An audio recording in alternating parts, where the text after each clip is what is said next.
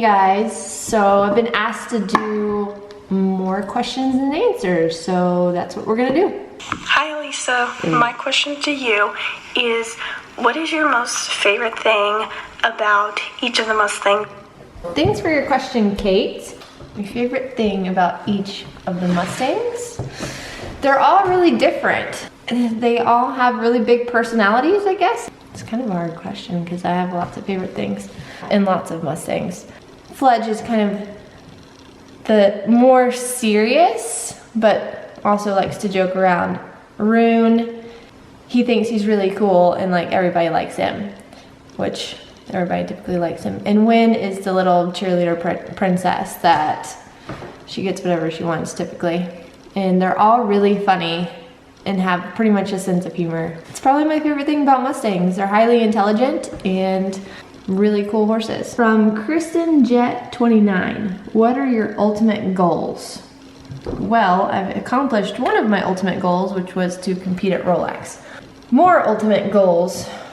Since I was a kid, I've always wanted to be in the Olympics, so working hard on that. This year is Rio, and you know, we had a good outing at Rolex, so we'll see what happens. More ultimate goals, I've always wanted to compete at badminton in Burley. Those are all 4 stars. And also becoming a better horseman. How old was I when I did my first advanced? Let's see, my first advanced, was that in 2006? So 10 years ago, 34 minus 10, I was 24.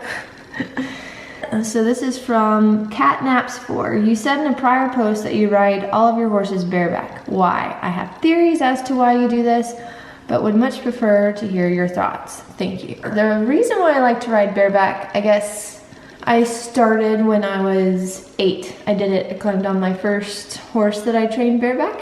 I like to do it because safety reasons, generally speaking. I don't have the saddle kind of in the way, and if I'm starting a young horse, I can feel when they're getting tight or nervous, and it's also a good way to eliminate sometimes the saddle and the girth can cause pressure points that say your weight and your body just won't in the beginning. So I find it's just a good way to start them.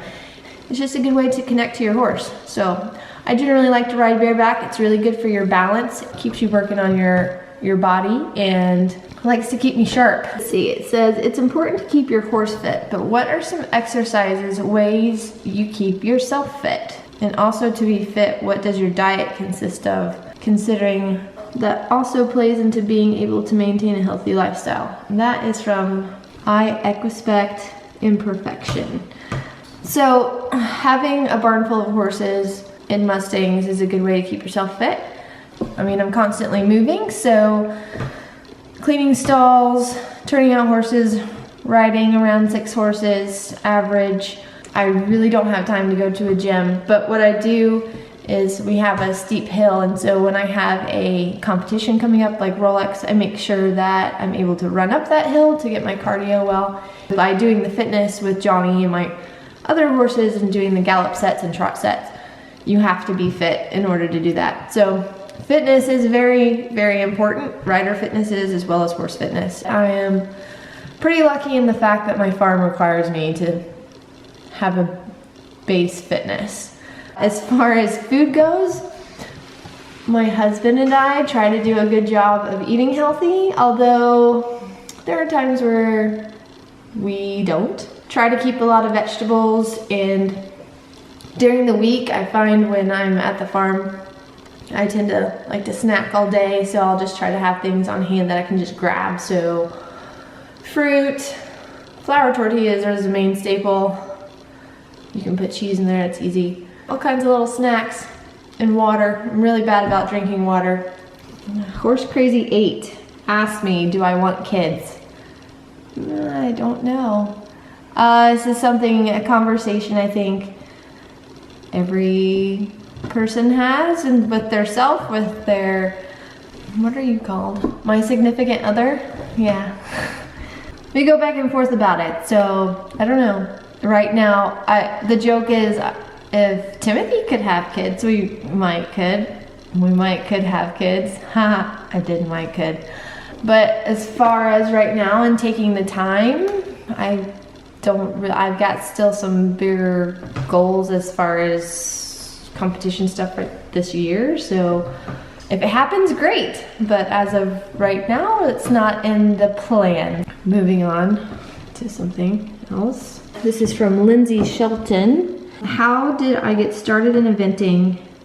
How old was I when I first did my first event? And who are my biggest role models in the sport?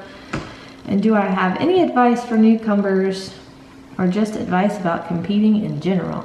I've been asked, when did I start riding? So my parents both rode horses. My dad was a trainer.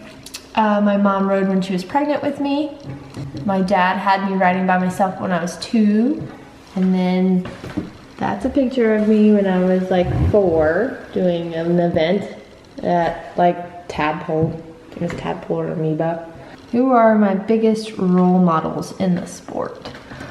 It's pretty cool because she's now my coach. Karen O'Connor was always someone I had idolized as a kid, so it's really surreal that I can call her up on the phone and talk to her about things, about my competition schedule and such.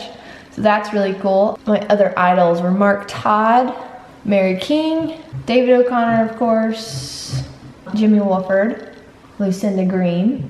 I always go back and watch like old videos of badminton and Burley, and it's always good to watch and learn from riding.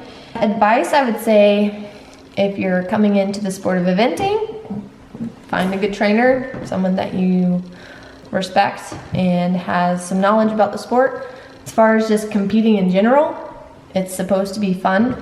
For me, competition is an inner thing. When I go to compete, sure, you want to beat people, I guess, but you want to do better than you did last time. Try to surround yourself with people who are successful and see how that works. If that's becoming a working student, if that means just going to clinics and auditing, you don't even have to go and ride, just auditing, you can learn a lot. Looking at all of the old films, trying to be educated. The biggest thing I think sometimes that lacks with people that come into the sport is the education. Just knowing the history of the sport, where it came from, and watching the old films, like how far eventing has come and how much it's changed for the good or the better, I think is important for people to understand, and not just what they see at an event today. Another thing that's really important is making sure that you listen to your horse. Sometimes it's easy to forget and you get too competitive, but it is important that horse comes first. So that's going to conclude our questions and answers. If you guys ever have any more questions, send them to me.